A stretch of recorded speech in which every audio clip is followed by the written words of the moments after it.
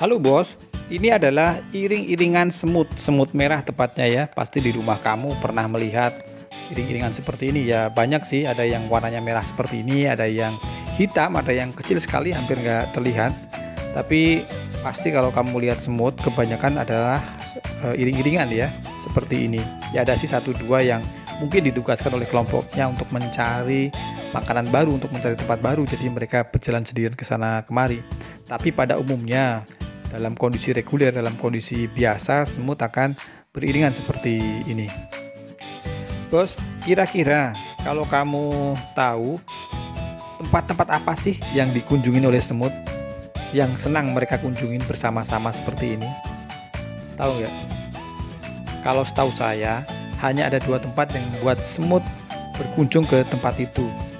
Yang pertama adalah, kalau kita ada peribahasa, ada gula ada semut. Jadi ada tempat yang mungkin di situ banyak gulanya, banyak yang manis-manisnya. Jadi semut satu misalnya sudah ketemu tempatnya, dia akan ngajak temannya beriringan ke tempat itu. Makanya kadang-kadang tempat gula kan banyak sekali semutnya itu ya, karena ada temannya semut yang ngasih tahu, kemudian iring-iringan itu menuju ke tempat gula tersebut. Itu tempat pertama yang sering dikunjungi semut. Tempat kedua yang sering dikunjungi semut adalah sarangnya. Ya, di sarang itu ada telur-telur semut banyak sekali, ada induk semut, jadi ada biang semut kalau orang bilang ya, biang semutnya, ratu semutnya ada di sarangnya. Jadi mereka pulang ke sarang karena ada ratunya, ada telurnya, dan tempat mereka beristirahat setelah seharian mungkin jalan-jalan ke sana kemari untuk diam di tempat di dalam lubang kecil yang mungkin luarnya kecil ya, tapi dalamnya luar biasa besar, banyak jalur kemana-mana. Bos, jadi kalau kita mau belajar dari ilmu semut ini, hanya ada dua tempat yang membuat dia mau beriringan, membuat dia semangat untuk jalan, membuat dia semangat untuk menuju ke tempat itu, yaitu yang pertama karena ada gulanya, yang kedua karena ada sarangnya.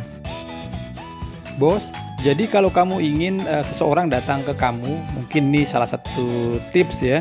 Ya boleh buat tips apa aja, bisa buat tips pasangan muda-mudi misalnya ya, atau buat tips silaturahmi ya, buat tips silaturahmi juga bisa. Jadi supaya semut ini, rombongan ini, silaturahmi ini banyak ke tempat kamu, ada dua tips dari semut ini ya, dari belajar dari semut ini. Yang pertama, kamu harus punya sesuatu yang manis-manis untuk diberikan. Ya apa saja lah manis-manis yang untuk diberikan. Misalnya orang yang datang ke rumah kamu itu, oh kalau ke rumah dia ada ini ada itu, yaitu manis-manisnya itu yang kamu berikan. Atau kalau ketemu dia saya pasti dikasih tips misalnya, saya dikasih uang misalnya, itu kan manis-manisnya kan. Atau kalau kamu tidak punya apa-apa untuk diberikan, tidak punya manis-manis untuk diberikan, mungkin ya kita sendiri saja kekurangan, kita sendiri saja mungkin tidak punya hal yang bisa diberikan. Masih ada satu lagi kalau kita meniru ilmu semut ini ya. Apa? Kemana? Tadi tahu kan? Kemana semut selain ke tempat yang manis-manis, dia akan kembali ke sarangnya. Sarang artinya apa? Tempat istirahat. Rumah artinya apa? Tempat kenyamanan. Beri dia kenyamanan, beri dia kesenangan, nyaman saat bersama kamu. Makanya kalau kamu suka dengar, oh dia nggak ganteng tapi kok ceweknya cantik-cantik ya. Itu mungkin karena si cowok ini bisa memberikan kenyamanan. Jadi bukan hanya manis-manis saja, tapi juga memberikan kenyamanan. So, ada dua hal yang bisa kita pelajari hari ini dari semut ini. Jika Anda ingin seseorang atau silaturahmi itu dekat dengan Anda, berikan jika Anda punya yang manis-manis, yang indah-indah ketika dia bertemu kamu atau ketika dia ke rumah kamu. Kalau tidak punya, berikan kenyamanan seperti yang diberikan sarang kepada semut-semut ini. Tapi kalau kamu punya dua-duanya, luar biasa. Punya sesuatu hal yang diberikan ketika ke rumah kamu misalnya, atau ketemu kamu, banyak hal manis yang bisa kamu berikan, plus kamu bisa memberikan kenyamanan. Nah, luar biasa itu. Kamu benar-benar sebagai semut yang sempurna. Bos, jadi dari semut yang kecil ini kita bisa belajar dua hal tadi ya, dan besok kita akan explore lagi hal-hal di sekitar kita yang mungkin bisa jadi tempat kita belajar. Ingat, alam tidak pernah lelah bicara, selalu bicara kita yang sering lelah mendengarkannya.